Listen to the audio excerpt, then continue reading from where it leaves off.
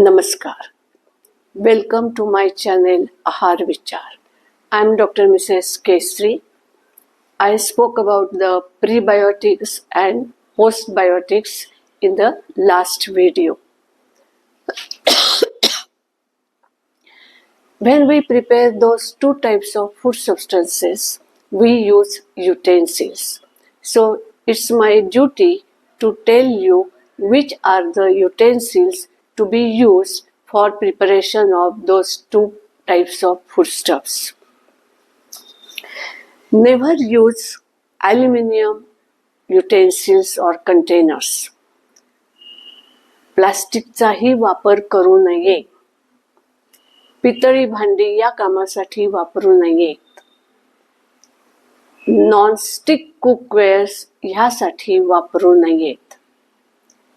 चिनी मातीची किंवा काचेची भांडी असतील, म्हणजे बरण्या, सट असं काही असेल तर ते वापरावं. आणि शक्यतो त्या काचेच्या सटाचं किंवा बाटलीचं झाकण, बरणीचं झाकण हे काचेचंच असेल असं बघून घ्या आणि त्यात हे पदार्थ स्टोअर करा. जर काचेच्या भांड्यांना हे असं पत्र्याचं झाकण असेल किंवा प्लास्टिकचं झाकण असेल आणि तुम्हाला ही बाटली जर पोस्टबायोटिक्स पदार्थ किंवा प्रोबायोटिक्स पदार्थ ठेवण्यासाठी वापरायचे असेल तर हे झाकण काढून टाका आणि ह्याच्यात तुम्ही काय ते आंबील किंवा कांजी जे काय केलं असेल किंवा लोणचं असेल ते ह्याच्यात ठेवा आणि ह्याला असं एक स्वच्छ फडकं बांधा आणि त्या फडक्याला एक अशी चांगली नाडी किंवा दोरी बांधा आणि त्याला व्यवस्थित गाठ मारा आणि मग ते व्यवस्थित स्टोअर होईल आणि फर्मेंट करायला ठेवलं असेल तरी व्यवस्थित फर्मेंट होईल. जर तुम्हाला काचेची बरणी आणि काचेचंच झाकण असं मिळालं तर फारच उत्तम.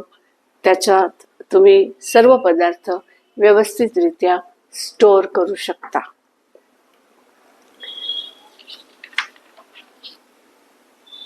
जर तुमचा फारच नाईलाज झाला तर स्टीलची भांडी वापरा.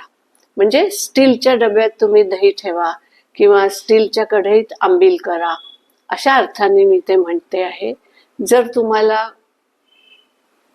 जर काचेची भांडी व्यवस्थित मिळाली तर प्रश्नच मिटला, त्याच्यात तुम्ही स्टोअर करू शकता. पण जेव्हा आपण आंबील करतो आणि नंतर ती फर्मेंट करायला ठेवतो तर त्यासाठी मातीची भांडी सर्वात उत्तम.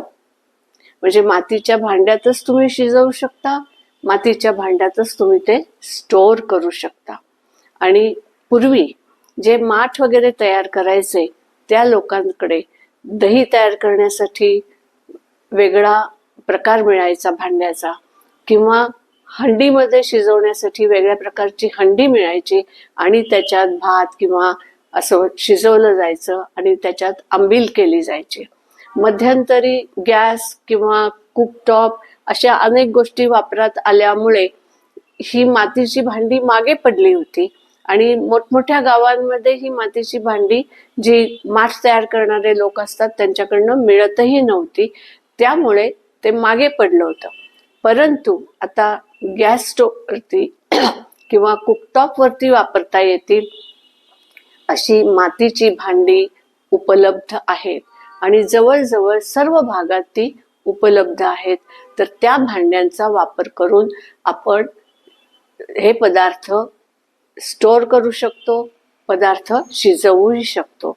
म्हणजे तुम्ही दही, ताक हे सगळं त्या भांड्यामध्ये ठेवू शकता किंवा तुम्ही त्याच्यात उकड करू शकता, त्याच्यात आंबील करू शकता आणि त्याच्यातच ती आंबील स्टोअरही करू शकता किंवा शिजवून झाल्यानंतर भात फर्मेंट करायलाही त्याच्यात ठेवू शकतो. फर्मेंटेड पदार्थांसाठी केव्हाही नॉनस्टिक भांड्यांचा वापर करू नका. कारण त्यातलं जे केमिकलचा लेप असतो तो ह्या फर्मेंटेड फूड बरोबर रिॲक्ट होतो आणि तो पदार्थ आपण खाऊ शकत नाही. तेव्हा या भांड्यांचा या कामासाठी वापर करू नये. येथेच थांबते. बाकीचा भाग पुढील भागामध्ये. नमस्कार. आवडला असल्यास लाईक करा, शेअर करा, सबस्क्राईब करा, click on the bell icon. Take care of your health. If you are going to use utensils in this way for probiotics and postbiotics, your gut health will be taken care of. So take care of your health. Thank you.